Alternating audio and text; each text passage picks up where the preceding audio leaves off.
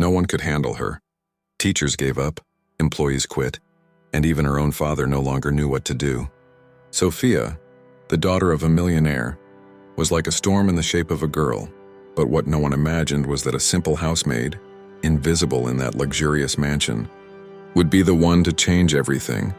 And when it happened, even the most powerful man froze before the impossible. So make sure to subscribe to the channel and turn on the bell, because you're about to follow a story that is intense, emotional, and full of twists. And tell me in the comments, where are you watching from right now? I want to see how far this story will reach across the world. Sophia Reynolds was a child who seemed to carry a storm inside her. At just 10 years old, she had already collected more suspensions than many rebellious teenagers. Teachers trembled when they saw her walking down the hallways, because they knew she wasn't just a little girl. She was almost a force of nature. Intelligent, sharp, and quick with words, she knew exactly where to strike to hurt. And no one dared to face what lay behind those piercing blue eyes. There was something magnetic about her presence. Whenever Sophia arrived, the atmosphere changed instantly. Some felt fear, others irritation, but everyone noticed her. She was never invisible. On the contrary, she demanded to be seen, even if through chaos. It was as if she were constantly saying, "If I can't be loved, then I'll be feared." That was her way of staying at the center of attention, even if by the most painful path. At home, things were no different. The mansion's staff lived in constant tension, careful with every word, because a single gesture could trigger a storm of sarcasm. "This coffee is as cold as you," she would shoot, mercilessly wounding with words. Week after week, another employee would quit. But her cruelty wasn't born out of pure malice. It was a defense, a wall built to hide something much deeper. That something had a name: Eleanor. Her mother, lost in a car accident 3 years earlier, had left an unbearable emptiness in Sophia's life. Since then, every act of rebellion felt like a silent cry, "You don't understand what I feel." And that's exactly how many people deal with loss, turning pain into rage, trying to blame the world for what was taken from them. Sophia's aggressiveness wasn't just behavior, it was a scar. Children, when they don't know how to handle absence, create survival mechanisms. Some shut down, others seek approval, and some, like Sophia, attack before they can be attacked. Her attitude was a warning. No one gets close without first facing my barriers. And so she pushed away those who might have cared for her. After all, who would dare approach a heart armed with thorns? Yet Sophia wasn't evil. On the contrary, she carried brightness, wit, even humor. But she wielded all of that as a weapon. Like an artist who, instead of painting beauty, chooses to use the brush to vandalize, she turned her gifts into tools of confrontation. It was her way of shouting, "I'm here, don't ignore me." And that shout, though twisted, worked. Nobody could ignore Sophia Reynolds. At school, reports were always the same: undisciplined, sarcastic, impossible. No teacher dared to look beyond the obvious. It was easier to label her as a problem than to ask what was truly hiding behind the rebellion. But there is always something hidden, because no behavior comes out of nowhere. There was pain, there was loss, there was loneliness, and yet, everyone chose to look away. Inside the silent mansion, when there was no audience for her performance, all that remained was a small girl curled up, staring at the ceiling, lost in memories. It was the portrait of someone who, in the face of emptiness, didn't know how to fill the void left by her mother. Between public fury and private silence, Sophia lived divided between two worlds. Anyone who saw only the surface could never imagine the depth of her solitude. Deep down, all Sophia wanted was something that seemed gone forever: love.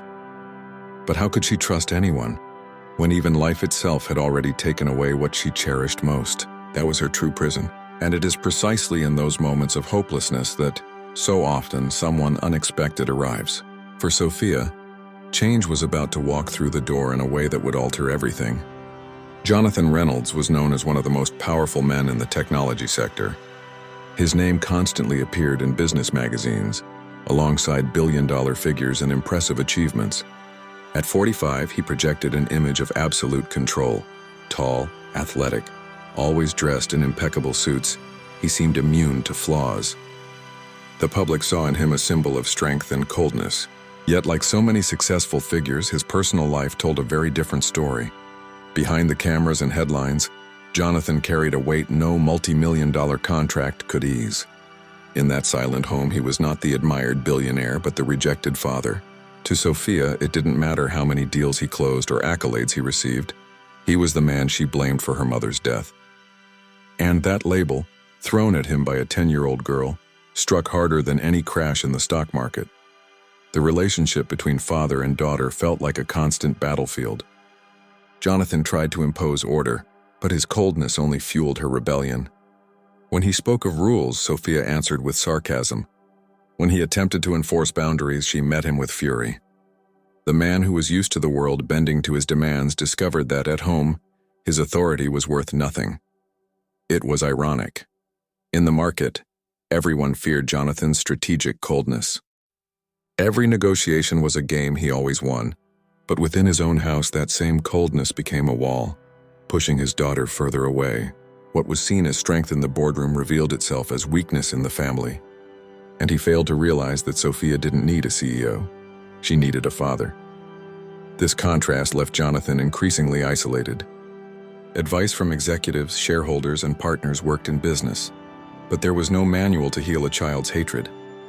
He could buy anything except his daughter's trust, and this impotence slowly corroded the man who appeared untouchable to the outside world. Nights in the mansion reflected the distance between them. Sophia locked away in her room, silent, and Jonathan in his office, surrounded by papers and screens, trying to escape the emptiness. It was as if they shared the same house without ever truly meeting. The sound of typing, footsteps in the hall, every detail reminded them of their physical closeness and emotional distance. To others, Jonathan was the ultimate example of success. But what few knew was that inside him lived an open wound. It wasn't just the absence of his wife, but the burden of carrying alone the truth of her death. While the world applauded him, his daughter despised him, and that contrast left him suffocated, as though living two irreconcilable lives. In Sophia's eyes, he was the man who had taken her mother. In the market's eyes, he was the cold, unbeatable genius. And there lay the paradox. Two worlds that never crossed yet collided within Jonathan's heart. He knew he couldn't keep up the facade forever, but lacked the courage to face his daughter's gaze with the truth, and so he remained frozen in his silence. It was only the beginning of an unbearable pressure, for the more Jonathan tried to keep his public image intact, the more fragile his private life became. He was about to discover that no armor can withstand the weight of a secret, and like every armor, sooner or later it begins to crack. Jonathan Reynolds carried a weight no one could imagine. Behind the impeccable suits and the image of an unshakable man, there was a secret burning in silence. Eleanor, his wife, had not died alone in that car accident. She was with another man, a lover, and that truth was like a shadow Jonathan never allowed to escape. He had chosen to carry that pain alone, believing it would protect his daughter. For Sophia, it was better to keep alive the image of a perfect mother, even if it meant directing all her hatred toward her father. Jonathan accepted being the villain if it meant preserving Eleanor's memory. But with each passing day, the silence corroded him more deeply, like fire hidden under ashes. It was as though he lived in a prison without bars. When he looked at his daughter, the weight of the lie pressed harder on his chest. He had not only lost his wife, but also his daughter's trust, even though she didn't know the truth. The dilemma was cruel. Reveal the secret and shatter her image of her mother, or keep it hidden forever and be condemned by her resentment. The mansion, with all its luxury, became the stage for constant theater. Photographs of Eleanor still lined the hallways, freezing her image as that of an untouchable woman. Jonathan, passing by them, felt as though his wife's eyes accused him. He was the guardian of a memory that no longer matched reality, and that dissonance weighed heavier every day. Sophia, unknowingly, was also a prisoner of the secret. Her hatred for her father had false roots, but they ran deep. With every fight, with every cruel word, Jonathan knew it wasn't only him who bled. His daughter was also being poisoned by a truth she had never been allowed to face. Silence, instead of protection, was slowly destroying her. Jonathan tried to convince himself he was doing the right thing. He told himself Sophia didn't need to know, that her childhood had already been cruel enough. But inside, the flame of truth never stopped burning. The secret erupted at unexpected moments, in meetings, when looking at his daughter. Even in the rare instance of solitude he allowed himself.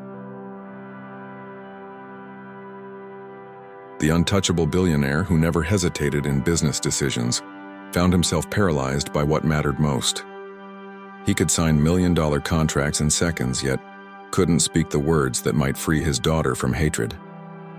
The truth had become a burden far more costly than any fortune he had ever negotiated. And so, Jonathan remained trapped between two worlds: the public one, where he was admired as a genius strategist, and the private one, where he was hostage to his own silence. Each day without revelation added another brick to the wall between him and Sophia. And the higher the wall grew, the more unreachable reconciliation seemed. The secret burned, and Jonathan knew it would one day surface. Because no lie lasts forever, fire can hide beneath ashes for a long time. But when the right wind blows, it rises in strength, consuming everything around it. And in the Reynolds' lives, that wind was already beginning to blow. The Reynolds mansion was a spectacle of luxury. Vast halls, floor-to-ceiling glass windows, meticulously manicured gardens. Art adorned every wall, and imported designer furniture filled every room. Yet despite all its splendor, the house carried an unsettling feeling. It seemed more like a museum than a home. Warmth was missing. Life was missing. The emptiness wasn't only in the silent corridors, but also in the way people moved through them. Staff came and went, but none stayed for long. Nannies, housekeepers, even private tutors passed through like fleeting shadows, unable to withstand the weight of Sophia's hostility. The mansion was a stage for quick entrances and hurried exits. The walls held secrets and grief, and anyone who stepped inside felt it immediately. No matter how many expensive objects filled the space, there was always an echo of loneliness. Luxury couldn't hide the truth. That house lacked bonds, lacked comfort. The silence that spread through the corridors was louder than any scream. Jonathan, buried in screens and reports, rarely noticed the coldness surrounding him. To him, keeping order was enough. But in practice, that order was nothing more than a layer of ice. Each failed attempt to hire someone who could handle Sophia only reinforced the belief that there was no solution. Even the most experienced professionals lasted only weeks. It was in this setting that Margaret Collins arrived. A woman seemingly ordinary, simple, discreet. Unlike the others, she came without glowing recommendations or prestigious appearances. She dressed plainly in a modest green uniform, her curly hair tied back with a colorful headband. Her presence was serene, her smile warm. Yet she carried something else, an unshakable strength. Margaret didn't seem intimidated by the size of the mansion or the reputation of her employer. She observed details in silence, not with fear, but with awareness. She showed none of the haste of others, none of the anxiety to impress. It was as if she had faced greater challenges before and somehow knew that this place needed something money could never buy. When Sophia saw her for the first time, she reacted with the same sharp look that had driven everyone else away. But Margaret didn't look down. In the housekeeper's eyes, there was a calmness untouched by the girl's sarcasm. The encounter seemed ordinary, yet it carried a silent omen. For the first time, someone didn't look ready to run. The mansion, once cold and untouchable, began to feel a new energy. Not warmth just yet, but a faint spark. Margaret walked through the corridors with steady steps, cleaning not only the dust but also the heavy atmosphere that lingered there. Her discreet presence announced that amidst the ice of that house, something unexpected was about to unfold, and so quietly, a woman invisible to the world became the most important piece on the Reynolds board. While everyone believed nothing could change this family, Margaret began to fill the space no one else dared to hold. And fate was already preparing the stage for the first collision between the impossible girl and the new presence who would not bow. The first real encounter between Sophia and Margaret did not take long to happen.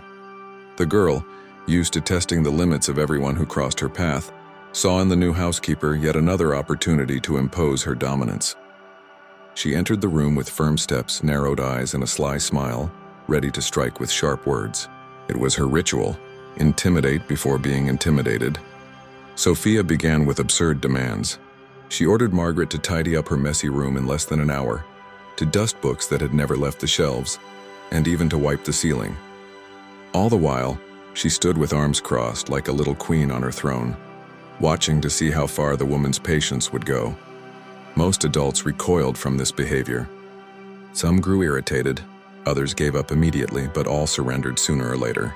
Margaret, however, did not react as expected. She kept working calmly, her voice steady. showing neither fear nor submission. It was as if the challenge had no power to destabilize her. This unsettled Sophia. The girl was not used to seeing anyone stand firm against her storm. Accustomed to ruling through sarcasm, she expected the new employee to snap or to surrender.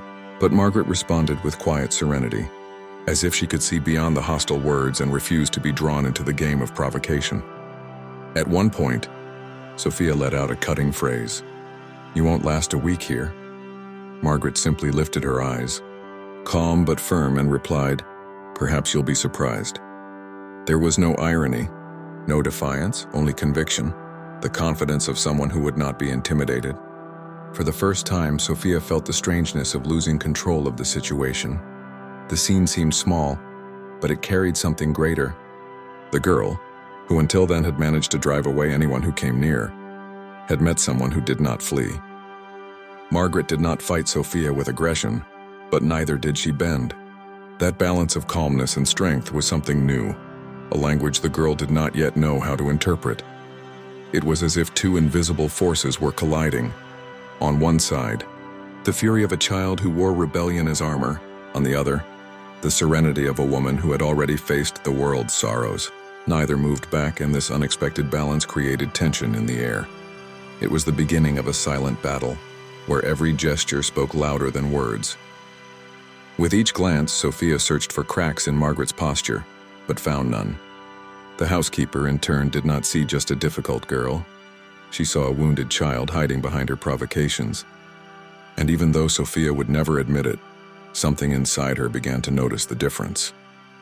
For the first time, perhaps, someone had the courage to stay. This was their first clash, a battle without screams yet full of meaning.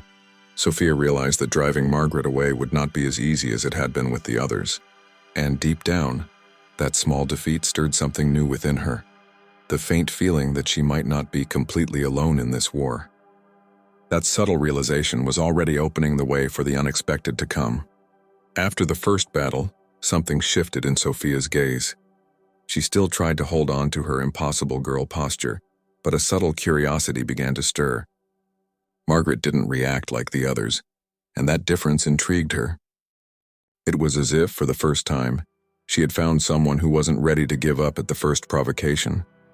Margaret saw more than insults and defiant behavior. She noticed the emptiness behind the words, the pain hidden beneath the sarcasm. She didn't scold Sophia with shouts or punishments, but neither did she give in to whims. Her firmness was balanced with simple gestures of care, like quietly straightening the room or leaving a cup of warm milk on the table, never expecting gratitude. Sophia, even without admitting it, began to notice these small gestures. It felt strange to realize someone stayed by her side without fleeing or bowing down. When Margaret entered her messy room for the first time, the girl watched in silence, almost as if testing her endurance. Deep inside, however, that moment opened the very first crack. The chaos of the room was a mirror of her confused mind. Piles of books mixed with clothes, toys scattered, notebooks torn across the floor. Margaret, without asking questions, began tidying the space calmly. It wasn't just cleaning. It was as if she were slowly reconstructing a fragment of the order Sophia had lost since her mother's death. At one point, Sophia muttered, "No use cleaning, it'll be a mess again." Margaret replied quietly, "Then I'll clean it again." That phrase, so simple, touched Sophia in an unexpected way. There was no irony, only the steady willingness to remain no matter what. These small interactions began to stir something inside the girl. Sarcasm was still there, rebellion too, but between the cracks appeared moments of silence that spoke volumes. Sophia didn't shout as much when Margaret was near. Sometimes she even accepted help without turning it into a battle. The war was showing signs of a truce. Margaret understood that trust isn't won through speeches, but through consistency. Each day, each repeated gesture, wove an invisible thread between them. Sophia, though reluctant, began to feel something she hadn't in a long time. The presence of someone who didn't give up on her, and that alone was already revolutionary in her world. What was once confrontation began to take shape as small conversations. Some brief, others laden with silence, but all different from the usual. Sophia didn't need to win, and Margaret didn't need to prove anything. They simply existed side by side within the mansion's routine, and that unexpected normalcy was paving the way for something greater. It wasn't friendship yet, nor full trust, but it was the first sign that Sophia didn't need to fight against everyone all the time. A fissure had begun to form in the wall she herself had built. And as with every crack, once it appears, it rarely stops spreading. Margaret carried out her routine calmly, but always attentive to details others ignored. That was how, while cleaning an old closet in the mansion, she found a door that seemed forgotten by time. When she opened it, a space full of memories was revealed. Elegant dresses hanging neatly, old photographs in delicate frames, and diaries kept in leather boxes. The air smelled of the past, of something that did not want to be remembered. Every object carried Eleanor's presence, as if she still breathed in that space. The dresses held onto her soft perfume, the photographs froze her radiant smile, and the diaries overflowed with feelings written on every page. As Margaret touched those items, she felt the intensity of a story that wasn't hers, yet was deeply tied to the pain haunting the mansion. It was then that Sophia appeared, sudden and furious. Seeing the housekeeper in that sacred place, she exploded in anger. Her blue eyes blazed with fury and her voice tore through the air with a scream. "Get out! You have no right to touch this." It was as though someone had invaded the only part of her mother she still possessed. Margaret, however, did not back away. She held her serene posture even before the storm. She didn't rush to justify herself, but instead faced the pain pouring out of the girl. She understood that Sophia's reaction wasn't about tidying the closet, but about the open wound she carried daily, never finding a way to truly express it. The rage soon gave way to tears. Surrounded by dresses and photographs, Sophia collapsed. She fell to the floor, clutching one of her mother's coats as if it could bring back lost warmth. Margaret approached slowly, not to console with words, but simply to be present. The silence between them spoke louder than any speech could. In that moment, Margaret became a bridge between past and present. She did not replace Eleanor, but offered the girl a chance to revisit the memories without being devoured by them. By staying without judgment, the housekeeper showed Sophia she didn't have to face the weight of absence alone. The closet, once a locked space, now became a place of revelation. For Sophia, revisiting those objects was unbearably painful, yet also inevitable. She realized her mother was not only an absence, she also lived in the memories that remained. And it was Margaret who opened that door, not just physically, but emotionally.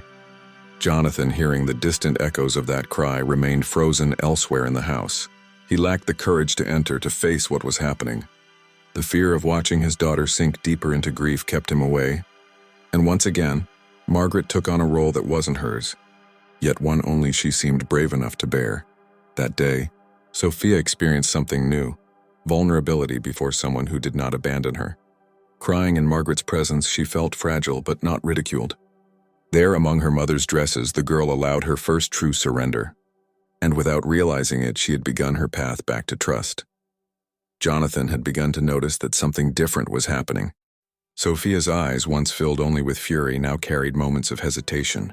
The girl was still tempestuous, but her time with Margaret was slowly altering her behavior. Small gestures, small pauses, showed that the war was no longer absolute. This change stirred contradictory feelings in Jonathan. On one hand, there was relief in seeing his daughter begin to soften, even if only slightly. On the other, there was fear that her closeness to Margaret could expose what he had worked so hard to hide, the truth about Eleanor's death. Silence, once a shield, was beginning to turn into a threat. With every interaction between Sophia and Margaret, Jonathan felt a mixture of gratitude and dread. He knew the housekeeper's presence was breaking barriers he, with all his power, had never managed to touch. Yet the more Sophia opened up, the closer came the risk of her discovering a secret that could destroy her. Deep inside, Jonathan was torn between two versions of himself. The public man, cold and calculating, preferred to keep everything under control, even at the cost of his daughter's love. But the wounded man, hidden beneath that facade, longed desperately to see her freed from hatred. It was as if he lived in a battlefield, this time within his own heart. Margaret sensed this struggle, even if Jonathan never admitted it. Her silent presence made clear that Sophia did not need more lies, but truth. Still, every time the billionaire's eyes met hers, he looked away. In her gaze was a firmness that forced him to confront his own cowardice. Sophia, however, had no awareness of this inner war. For her, Margaret was simply an unexpected presence that brought some relief. But for Jonathan, that same presence was a mirror. Day by day, it showed him that he was failing in the one role he could never delegate, that of being a father. And that realization left him even more paralyzed. The silence grew heavier with time. Every rare smile that appeared on Sophia's face beside Margaret struck Jonathan with pain. He knew he was not the reason for that brightness, but he also knew his secret could extinguish it in an instant. It was like living with a time bomb hidden in his chest. The mansion, once only cold, was becoming the stage for something new. Jonathan observed from afar, unable to step closer. It was as though he stood before a bridge he lacked the courage to cross. And while he stood still, Margaret walked alongside Sophia, filling the space he himself had left empty. Jonathan stood at an invisible crossroads. Keep silent to preserve Eleanor's memory or risk the truth to reclaim his daughter? The dilemma gnawed at him, and each passing day made the choice more urgent. Deep down he knew the lie could not last forever, but the courage to face it still seemed out of reach. The night was heavy with tension, as if the mansion itself sensed the coming storm. Sophia was once again arguing with her father, but that night felt different. The fury in her eyes was sharper, more determined.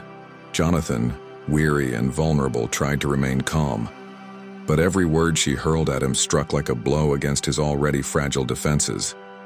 The argument began with small sparks, but quickly escalated. Sophia accused Jonathan of never being present, of caring only about business, of turning their home into a frozen prison. He tried to defend himself, but his words carried no weight against years of built-up resentment. The abyss between them, cultivated in silence, had become unbearable. Then the girl spoke the words Jonathan had feared most. With a voice trembling with rage, she shouted, "It was you! You let Mom die!" The silence that followed was heavier than any scream. Jonathan felt the impact like a punch to the chest. The accusation he had carried in silence was now unleashed, cruel and direct. Sophia cried as she spoke, but her tears did not soften her words. On the contrary, they sharpened them further. She truly believed in her father's guilt, and all the hatred she had hoarded since her mother's death exploded in that single night. Jonathan, standing before her, seemed stripped of all authority, left only as a wounded man unable to respond. Margaret, watching the scene from a distance, understood the gravity of the moment. She knew she couldn't interfere outright, but her silent presence was a reminder that the truth had to be spoken. Jonathan's secret no longer protected Sophia. It was destroying the fragile bond that still tied them together. Sophia's eyes held not only anger but also pain. She was the little girl who had lost her mother too soon, desperately searching for someone to blame. Jonathan stood frozen, stripped of power. For the first time in years, the unshakable man looked small before his own daughter. The shock of the moment tore open the wound he had tried so hard to hide. The weight of the lie became unbearable. Every one of Sophia's tears was proof that his silence had protected no one. On the contrary, it had condemned father and daughter to an endless cycle of bitterness. Sophia, exhausted from shouting, ended the confrontation in sobs, storming away with heavy steps. Jonathan stood still, too broken to follow her. The echo of her accusation rang in his mind, burning like a fire that could not be put out. He knew he was reaching the breaking point. The mansion, so often wrapped in silence, now seemed to vibrate with the weight of that night. And in Jonathan's heart, a certainty began to take shape. His daughter's hatred would only dissolve when the truth finally surfaced. But he still did not know if he had the strength to cross that abyss. After the explosion of that night, the mansion sank into an even heavier silence. Jonathan remained distant, as if trapped in an endless inner labyrinth. Every word Sophia had shouted echoed in his mind like an unavoidable sentence. He knew the secret he carried was corroding everything, yet he still hesitated at the thought of revealing the truth. Margaret, on the other hand, watched the unfolding days with clarity. She saw how Sophia remained bound to her resentment, but also how Jonathan was drowning in guilt. The silence he believed was protection had turned into a prison for them both. It was like watching father and daughter drown in separate waters, neither able to save the other. That was when Margaret decided to act. On a quiet night, she found Jonathan in his office. The room, filled with screens and documents, contrasted with the vulnerability he tried to hide. Without hesitation, she said, Silence doesn't protect Sophia. It only keeps her trapped in hatred. Her words pierced the billionaire's armor like none ever had. Jonathan tried to resist, claiming his daughter wasn't ready, that the truth would devastate her. But Margaret stood firm, her gaze calm and unwavering. "Devastating," she replied, "is growing up believing your father was to blame for your mother's death." The weight of that sentence revealed to Jonathan that perhaps the greater mistake wasn't telling the truth, but continuing to hide it. The man, always accustomed to control, felt his emotional armor begin to crack. For the first time, he lowered his eyes before someone who confronted him not with anger, but with firm compassion. It was as if Margaret had held up a mirror, showing him not the ruthless magnate, but the father running from the responsibility of healing his own daughter. Meanwhile, Sophia remained distant, caught between the idealized love of her mother and the hatred directed at her father. Every time she looked at Jonathan, she saw only the guilty man. Yet in moments of solitude, her fragility surfaced. Margaret, who noticed this, knew only the truth could break the wall built between them. Jonathan felt the pressure mounting. The dilemma he once managed to bury under work now consumed him at every instant. In meetings, his mind drifted. In the mansion's hallways, he avoided his daughter's eyes. The silence he once believed was his fortress was revealing itself to be a prison from which he couldn't escape. Margaret knew she couldn't decide for him. Her role was not to impose, but to shed light. Still, her words had planted a seed. Jonathan now stood before the choice he had postponed for 3 years: face the truth, or forever lose the chance to reconcile with Sophia. That night, alone in his office, Jonathan stared at an old photograph of Eleanor and Sophia together. His wife's smile seemed to mock his cowardice. His daughter's eyes in the picture reminded him of everything he had lost. And at last he began to feel there was no escape. The truth was on the verge of being spoken. The room was wrapped in absolute silence, as if even the walls were waiting for what was about to unfold. Jonathan breathed deeply, his trembling hand holding a photograph of his wife. Sophia stood before him, her eyes still burning with the anger from their last fight. Margaret remained nearby, discreet and steady, a silent witness to a moment that would change everything. Jonathan began with hesitation. The words felt as heavy as stone, yet they had to be spoken. He looked at his daughter and, with a trembling voice, revealed her mother had not died alone. Eleanor had been in the car, but not with him, with another man. Shock filled the air, as if the world itself had frozen for an instant.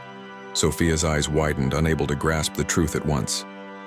The perfect image of her mother, the sacred memory she had clung to, began to fracture. "That can't be true," she cried, but Jonathan's expression left no doubt. He had chosen to carry the weight of her hatred rather than destroy her image of Eleanor. The revelation was more than a family secret. It was a wound torn open. Jonathan explained that he couldn't bear the thought of Sophia growing up hating her mother. He had chosen to take the blame, believing it would be less painful. But now he realized that his silence had only planted resentment in their hearts. Tears began streaming down Sophia's face. They weren't only tears of pain, but of confusion. How could she love someone who had betrayed her trust? And how could she forgive a father who had let her believe in a lie for so many years? Jonathan watched her, unable to hold back his own tears, exposing his vulnerability for the first time. Margaret remained still, a silent anchor amid the storm. There was nothing more to add. The truth had already done its work. Yet her presence radiated reassurance, as if silently saying that pain was necessary for healing to begin. Even through her tears, Sophia instinctively sought comfort in Margaret's steady gaze. Jonathan's heart seemed to shatter with every passing second. He wasn't seeking immediate forgiveness, only that his daughter might see his pain. He spoke of how each day since Eleanor's death had been a prison of silence, and how he himself had become a prisoner of the choice to protect a memory instead of protecting his child. Sophia, still in shock, said nothing for long minutes. She simply wept, curled into herself as though shrinking from the weight of her new reality. Jonathan slowly approached cautiously, afraid of being rejected. He extended his hand, not as a billionaire, but as a father stripped bare by truth. The weight of the revelation turned the room into a battlefield of raw emotion. Sophia didn't know if she hated more her mother, her father, or the lie that had bound them together in silence for so long. Yet for the first time she could see her father's suffering reflected in his eyes. It was the opening of a wound, but also the first fragile step toward healing. The night that had begun with shouts ended in silent tears. Sophia, still shaken by her father's confession, didn't know how to react. Her heart seemed torn between the pain of revelation and the need to find refuge. Jonathan, standing before her, no longer spoke. He simply waited, vulnerable for his daughter to take the next step. The silence was so dense it felt suffocating. Sophia stared at the floor, tears falling onto her lap. Jonathan, his eyes brimming, moved closer slowly as if afraid of being rejected. He opened his arms, not with authority but with the humility of a man who had nothing left to lose. The gesture, simple yet profound, said more than 1,000 words. For a few seconds the girl hesitated. The hatred she had nurtured for years still held her, like invisible chains. But seeing her father cry, stripped of any mask of power, stirred something deep inside her. Finally, Sophia stepped forward and through sobs collapsed into his arms.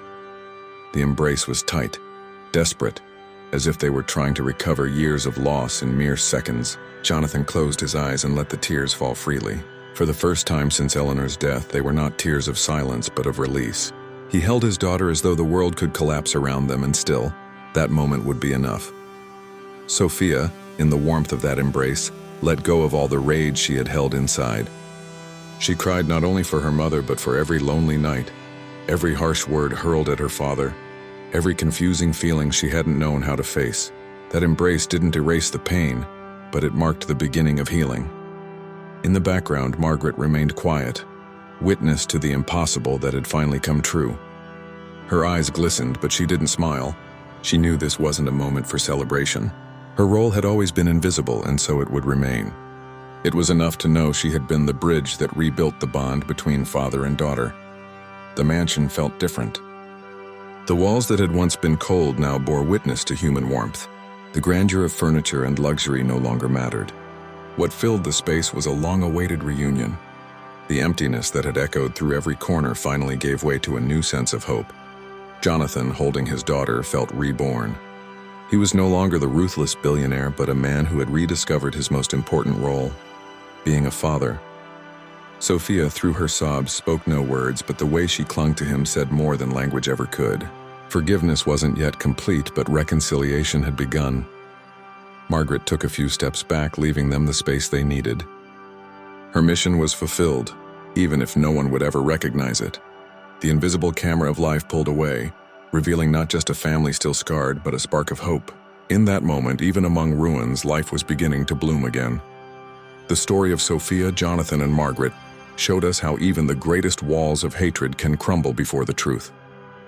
We saw a difficult girl, a father trapped in silence, and a simple woman who dared to do the impossible. In the end, the lost embrace became a symbol of hope, even amid the ruins of pain. But this is only part of the journey. Will the bond between father and daughter withstand the weight of memories? Will Margaret remain the invisible pillar of this broken family? Or will new storms put to the test everything that was gained on that night? If you want to discover the next steps of this story, tell me in the comments, do you want part 2? Your answer will decide whether we continue following this journey of healing and reconciliation. And of course, don't forget to subscribe to the channel and turn on notifications, so you don't miss the continuation of this story that proves how even in the most painful silence, new life can be born.